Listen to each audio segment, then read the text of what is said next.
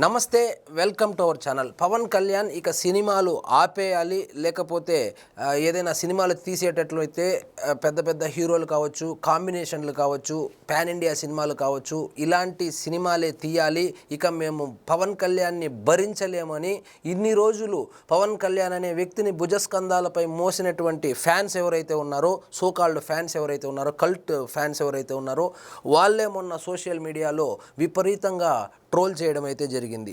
వాళ్ళు ఏమంటున్నారంటే, సో ఈయన 30 రోజులు 40 రోజులు షూటింగ్కి కేటాయిస్తాడు, దాంట్లో కరెక్ట్గా అవుట్పుట్ రావడం లేదు.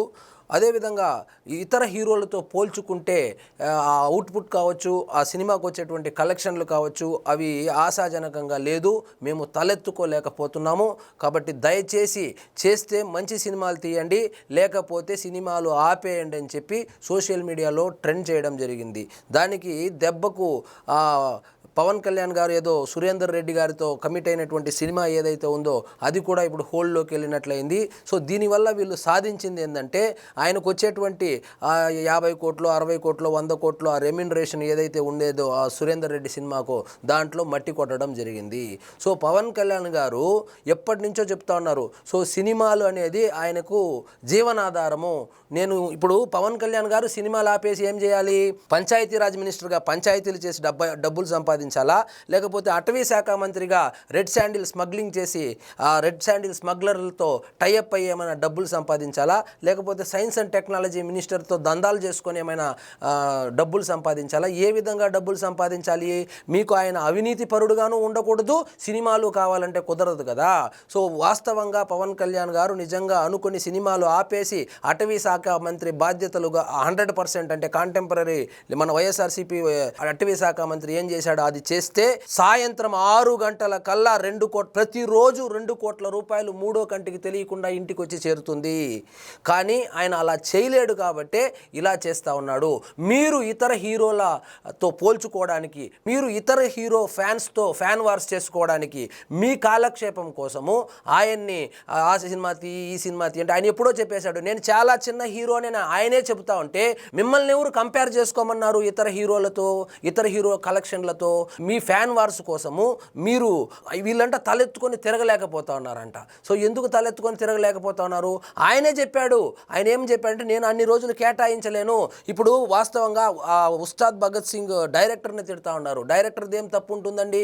ఈయన ఎన్ని రోజులు కేటాయించింటే అంత అవుట్పుట్టే వస్తుంది. పవన్ కళ్యాణ్ గారు ఓకే చేసిన కథే కదా తీసింటాడు. పవన్ కళ్యాణ్ గారు రీటేక్ అంటే ఏమన్నా హరీష్ లేదు ఇదే ఓకే అని చెప్పే అంత కెపాసిటీ ఉన్నవాడు కూడా కాదు కదా.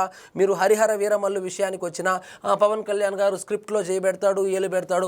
మీరు పవన్ కళ్యాణ్ గారి ఫిల్మోగ్రఫీ తీసుకుంటే మొదటి సినిమా నుంచి ఇప్పటి వరకు ఆయన ఏం పెద్ద పెద్ద కళాఖండాలు తీసింది కాదు. ఇట్లాంటి సినిమాలే తీశాడు, టైం బాగుండి కొన్ని హిట్ అయ్యాయి, సూపర్ హిట్ అయ్యాయి, ఇండస్ట్రీ హిట్లు అయ్యాయి. కానీ ఆయన ఎప్పుడు కానీ పౌరాణికాలు లేకపోతే పెద్ద పెద్ద క్యాన్వాస్ ఉన్నటువంటి సినిమాలు కావచ్చు, పాన్ ఇండియా సినిమాలు చేసింది లేదు, మీరు చూసింది లేదు. మీరు ఎటువంటి రొట్టె సినిమాలైతే మీరు చెబుతున్నటువంటి సోకాల్డ్ రొట్టె సినిమాలను చూసే కదా మీరు ఆయనకు ఫ్యాన్ అయ్యారు. సో ఇప్పుడు వచ్చిందని మీరు సినిమాలు ఆపేయాలి, మాకు అలాంటి సినిమాలు కావాలి, ఇలాంటి సినిమాలు కావాలంటే ఎలా ఉందంటే, ఇప్పుడు చేతికి వచ్చినటువంటి 60-70 కోట్ల రూపాయలు ఇప్పుడు హోల్డ్ పడినట్లయింది.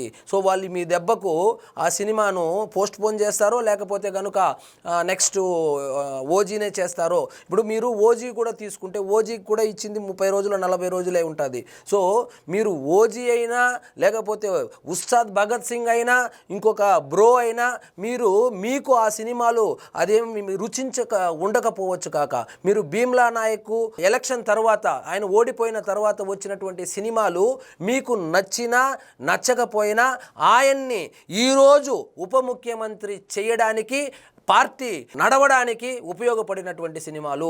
భీమ్లా నాయక్ ముందు సినిమాలు ఒక ఎత్తు అయితే, భీమ్లా నాయక్ తరువాత వచ్చినటువంటి సినిమాలు ఒక ఎత్తు. భీమ్లా నాయక్ తరువాత వచ్చినటువంటి సినిమాలు మాత్రమే ఆయనకు పొలిటికల్గా ఉపయోగపడ్డాయి. అదేవిధంగా అంతకు ముందు వచ్చినటువంటి సినిమాలు ఏవైతే ఉన్నాయో ఆ సినిమాలు ఆయన కెరీర్ బిల్డింగ్కి ఉపయోగపడ్డాయే కానీ ఒక పార్టీని నడపడానికి, ఆయన ఉప ముఖ్యమంత్రి కావడానికి, 100% స్ట్రైక్ రేట్ కొట్టడానికి మీరు రొట్టె రీమేక్లు, రొట్టె సినిమాలు, పొట్ట స్టోరీలు అని చెబుతున్నారే ఆ సినిమాలే సహాయపడ్డాయి. సో అలాంటి వ్యక్తిని పట్టుకొని మీకు ఇప్పుడు ఇష్టం లేదనుకోండి, ఒక సినిమా థియేటర్లో ఆడుతూ ఉంటే 3వ రోజుకే వచ్చి మీరేదో మందు దాగి మీకు టైం పాస్ గాక కల్ట్ ఫ్యాన్స్ అని పవన్ కళ్యాణ్ గారి పేరు పెట్టుకొని ఫాలోయింగ్ పెంచుకోవడము, ఏదో ఒక రోజు ఇట్లాంటి లుచ్చా పనులు చేయడము సోషల్ మీడియాలో కామన్ అయిపోయింది. సో మీకు నచ్చకపోతే మీరు వెళ్ళారు, సినిమా చూశారు, వచ్చారు, నచ్చలేదు, వదిలేయండి. సరే ఆయనేమి నా సినిమాకు రండి అని పాయింట్ బ్లాంక్లో గన్ను పెట్టే మీ సినిమాకు రమ్మనలేదు కదా. సో లిటరల్గా ఉస్తాద్ భగత్ సింగ్ అనేటువంటి సినిమాను చంపేయడానికి ప్రధాన కారణం పవన్ కళ్యాణ్ ఫ్యాన్సే, ఆ సో కాల్డ్ కల్ట్ ఫ్యాన్సే. మీకు నచ్చకపోతే చూడొద్దండి. సో ఒక థియేటర్లో ఆడుతూ ఉండే సినిమా మీద అంత నెగిటివ్ ప్రాపగండా చేసి డైరెక్టర్లను ట్యాగ్ చేసి, డైరెక్టర్లు ఏం చేస్తారండి, పవన్ కళ్యాణ్ గారు కాదంటే అవును అని చెప్పి ఒప్పించి సినిమా తీయగలిగినటువంటి కెపాసిటీ ఉన్నటువంటి డైరెక్టర్లతో ఆయన ఏమన్నా వర్క్ చేసినాడా? లేదు కదా. ఆయన కాలే, ఫైనల్ కాల్ ఆయనదే అయి ఉంటుంది కదా.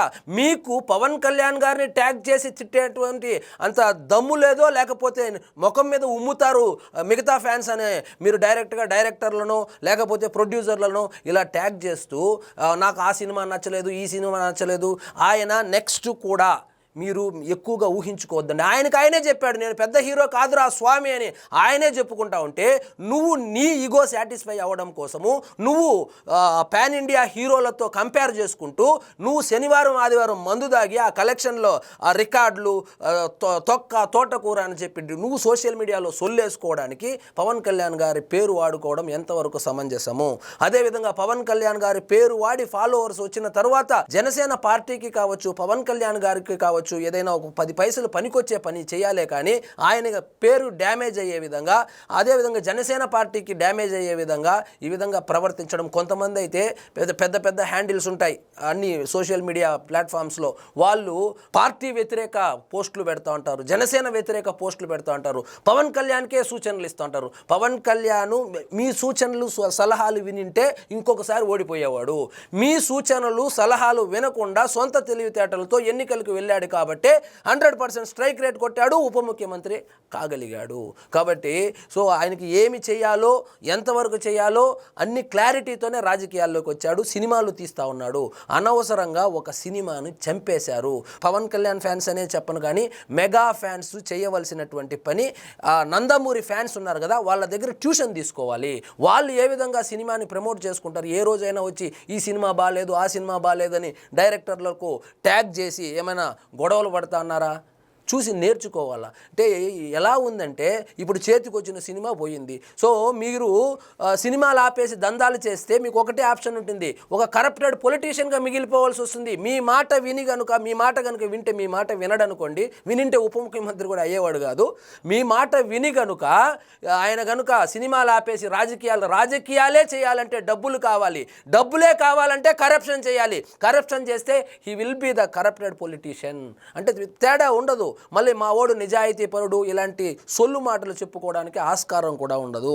కాబట్టి ఫైనల్గా ఏం చెప్తానంటే, సో మీరు పార్టీకి ఉపయోగపడినా పడకపోయినా, ఆయనకు వ్యక్తిగతంగా ఉపయోగపడినా పడకపోయినా, అసలు వీళ్ళందరినీ చూస్తే వీళ్ళు నిజంగా ఓట్లు వేసినారా లేదో కూడా డౌట్ వస్తుంది నాకు.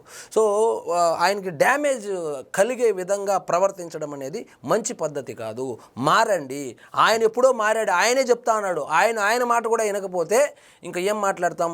నన్ను నమ్మి నా వెంట నడిచేవాడే నావాడు, అదేదో డైలాగ్ కూడా చెప్పాడు తాడేపల్లిగూడెంలో, నన్ను శంకించేవాడు నావాడు కాదని. మొన్న సండే రోజు అనుకుంటా, సండే రోజు నెగిటివ్ ట్రెండ్లో పాల్గొన్న వాళ్ళందరూ ఆయన వాళ్ళు కాదని ఆయన ఎప్పుడో తాడేపల్లిగూడెం సభలోనే చెప్పేశాడు. కాబట్టి కొంచెం విజ్ఞతతో ఆలోచించి, ఆయన బాధ ఆయన పడతా ఉన్నారు, ఆయన వదిలేయండి.